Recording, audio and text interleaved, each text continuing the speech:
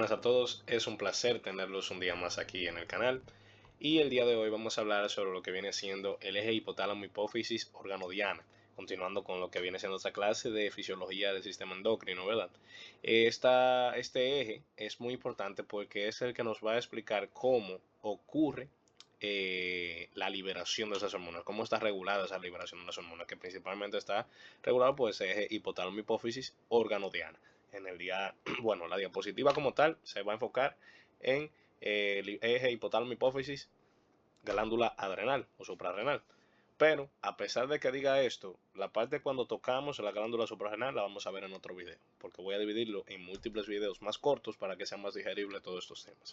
Así que nada, sin más dilación, vamos a empezar hablando del hipotálamo, que viene siendo este señor, ¿verdad?, que va a controlar toda la secreción hormonal, que ya en el video pasado dije que es muy importante en la regulación de la secreción hormonal porque esto va a liberar múltiples factores estimuladores e inhibidores.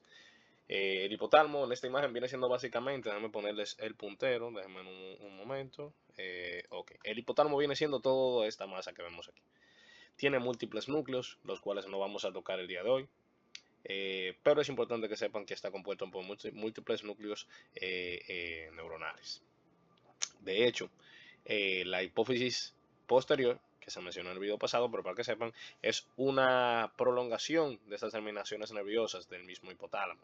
Por esto, la hipófisis posterior no sintetiza hormonas, las almacena.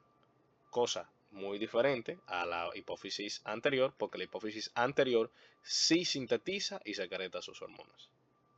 Es muy importante saber eso. El hipotálamo lleva su nombre, se puede inferir, ¿verdad?, que se encuentra por debajo del tálamo. Este está localizado en la parte inferior del cerebro, sobre la hipófisis. Se libera directamente sus hormonas al sistema portal hipofisiario, que básicamente este sistema, dicho de forma simple, es que es un sistema capilar que se capilariza dos veces. Esa es la forma más sencilla de ver lo que es un sistema portal. También tenemos un sistema portal en el hígado, que es el más conocido, ¿verdad? Pero sí, efectivamente aquí también tenemos uno. El hipotálamo va a tener múltiples conexiones, como ya dije, vamos a tener muchos núcleos y va a tener muchas conexiones con el sistema límbico.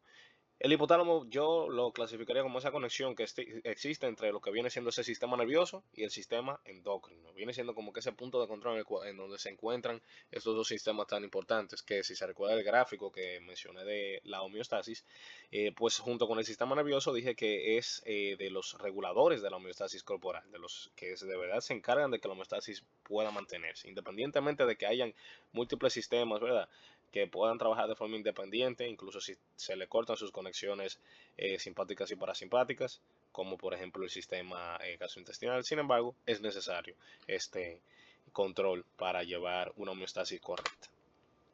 Ahora, hablando con la hipófisis, o acerca de la hipófisis, ¿verdad? Vamos a ver que esta viene siendo este órgano que vemos aquí, estas dos paloticas, y vemos una clara diferencia en ambas partes de la hipófisis. Tenemos una hipófisis anterior, que es esta de aquí adelante, y una hipófisis posterior. Hay una parte de la hipófisis que se llama como pars intermedia, ese es el nombre que recibe, pars intermedia, que es una parte de la hipófisis que no está muy desarrollada. En los humanos, la principal función es separar la hipófisis anterior y posterior, pero hay animales que la tienen más desarrollada. Hablando de la hipófisis anterior, esta hipófisis, a diferencia de lo que viene siendo la hipófisis posterior, esta tiene un origen a raíz de la faringe primitiva, y esta asciende. Entonces, esta básicamente es o posee células especializadas en la secreción hormonal. Vamos a ver que tiene células conocidas como somatotropas, corticotropas, lactotropas y tirotropas. Vamos a ver múltiples tipos de células. Entonces, esta glándula pues va a encargarse básicamente de secretar, fabricar y secretar estas hormonas. Ahora, hablando de lo que viene siendo la hipófisis posterior viene entonces del neuroectodermo, tiene un origen embriológico distinto, y vemos cómo, a diferencia de la hipófisis anterior, la hipófisis anterior recibe una conexión con el hipotálamo, pero llega a nivel vascular y a nivel vascular es que se entregan, que por ahí se entregan esas hormonas que libera el hipotálamo, esos factores inhibidores o estimuladores, hacia el hipófisis anterior para que ésta realice sus debidas secreciones. En la posterior no, en la posterior baja completamente la conexión neuronal hasta llegar a la hipófisis posterior, que ahí se liberan entonces esas hormonas que se sintetizan en el hipotálamo para ser almacenadas en la hipófisis posterior para que debidamente puedan ser liberadas en los momentos que son necesarios. Que ya se mencionó en el video pasado, pero siendo recordatorio, en la hipófisis posterior vamos a tener lo que es la oxitocina y la ADH o vasopresina. En la hipófisis anterior, pues vamos a tener una lista más amplia, ¿verdad?, de hormonas que más adelante las mencionaré. Y mencionando el origen embriológico del anterior, dije que viene de la faringe primitiva, pero el nombre que recibe esta invaginación que ocurre aquí es bolsa de Racti. Es importante saber esto.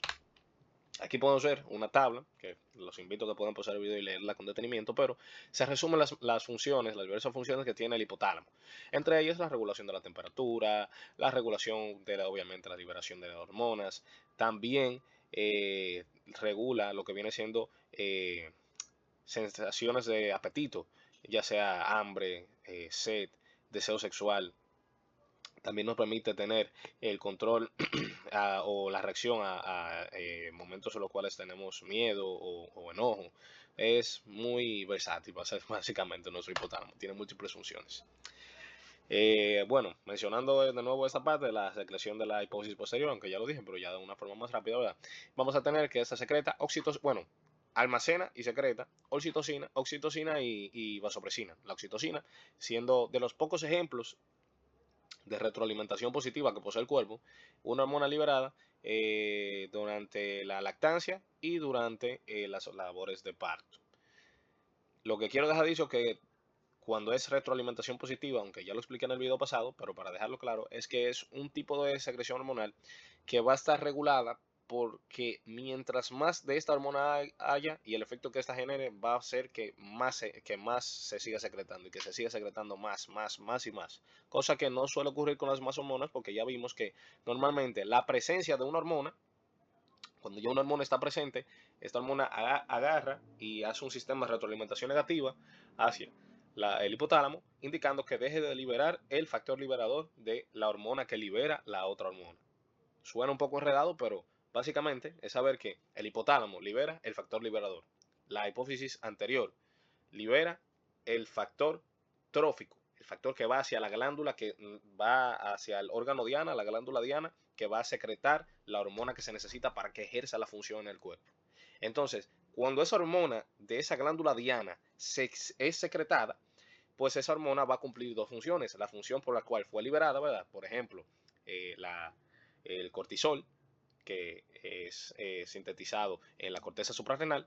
El cortisol es él mismo, va a ejercer las funciones metabólicas que tenga que realizar en el cuerpo, todo lo demás, pero él mismo también va a ir hacia el hipotálamo.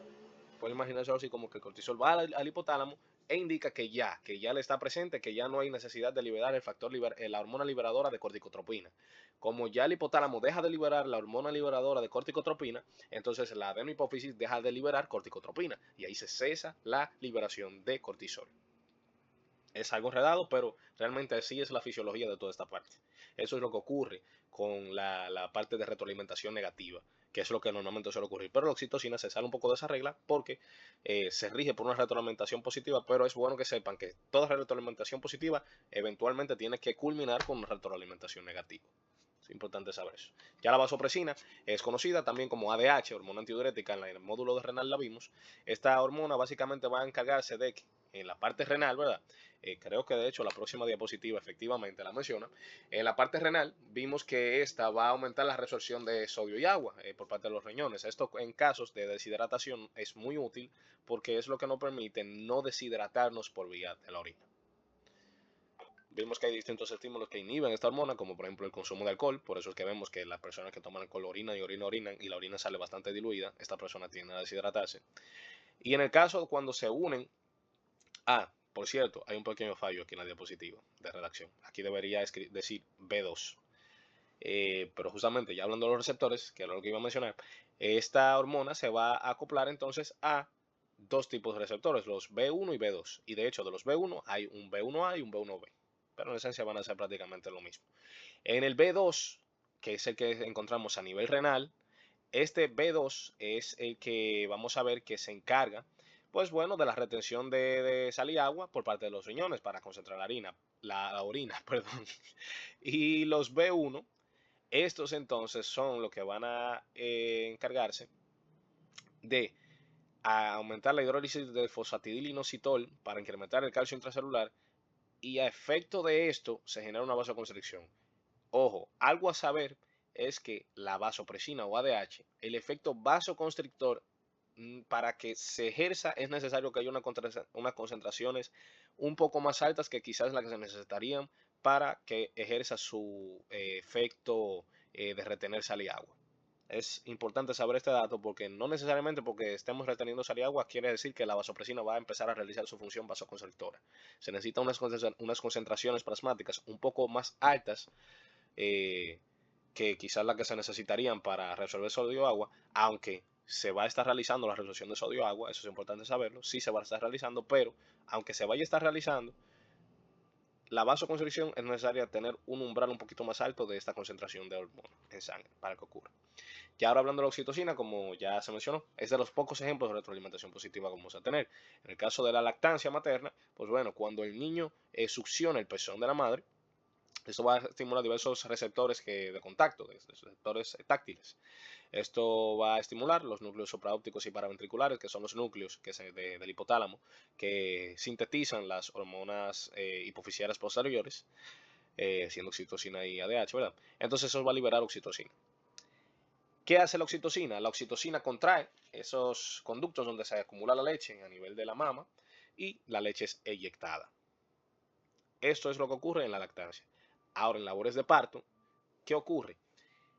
Cuando la madre ya va a dar a luz, la oxitocina aumenta la contracción del músculo lisouterino.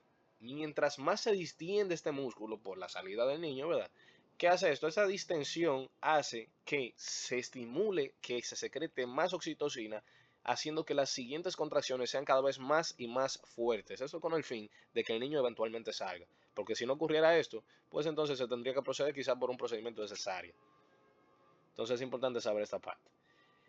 En el caso de una mujer que no está embarazada, ¿para qué funciona también la oxitocina? La oxitocina contrae el útero, el músculo liso uterino, pero con el fin de movilizar el esperma para que pueda ocurrir la gestación, para que pueda entonces el espermatozoide llegar hacia el óvulo, para que la madre pueda quedar embarazada. Esa es la función que ocurriría en el caso de una mujer que no está embarazada. Durante el acto sexual, el músculo lisouterino se contrae debido a la acción de la oxitocina, que es la que permite la sensación de placer. Entonces, esta oxitocina, por lo que va a hacer contraer ese músculo lisouterino con el fin de que se movilice el esperma y pueda llegar hacia el lugar donde ocurre la gestación, que normalmente suele ser la ampolla. Por otra parte, esta oxitocina puede ser inhibida por el alcohol y incrementada en estímulos estresantes. Eso es un dato importante. Y aunque solamente hemos mencionado que tiene funciones a nivel del sexo femenino, a nivel del sexo masculino es muy importante porque es la que permite la eyaculación masculina, porque esta contrae los músculos lisos, los vasos deferentes, por ende es lo que permite que pueda ocurrir la eyaculación masculina. También tiene una importancia en esta zona. Ahora hablando de las secreciones de la hipófisis anterior, ya se vio en el primer video de endocrino, pero mencionándolo es bastante amplia el catálogo, ¿verdad?, de hormonas que tiene, teniendo aquí la hormona adenocorticotropa, también conocida como corticotropina, la prefiero decir así porque es más sencillo, pero apréndanse los dos nombres porque no se sabe cómo puedan preguntárselos en un futuro. Además de eso vamos a tener la beta-lipotropina. También tenemos hormona estimulante de la tiroides, hormona del crecimiento, hormona folículo estimulante, luteinizante y prolactina. Muy importantes esas hormonas. A saber, aunque ya se me ha mencionado varias veces, pero el hipotálamo va a cumplir un factor dominante en la secreción de hormonas hipofisiales, es decir, que va a controlar cómo se van liberando esas hormonas, siendo como que el punto inicial, ¿verdad?, de liberación. Por eso, esas hormonas pueden ser incluso llamadas hipofisiotrópicas, porque van a fomentar el tropismo, van a fomentar bueno, tropismo no sé si se podría decir, pero vamos a fomentar básicamente la acción de la hipófisis, ¿verdad?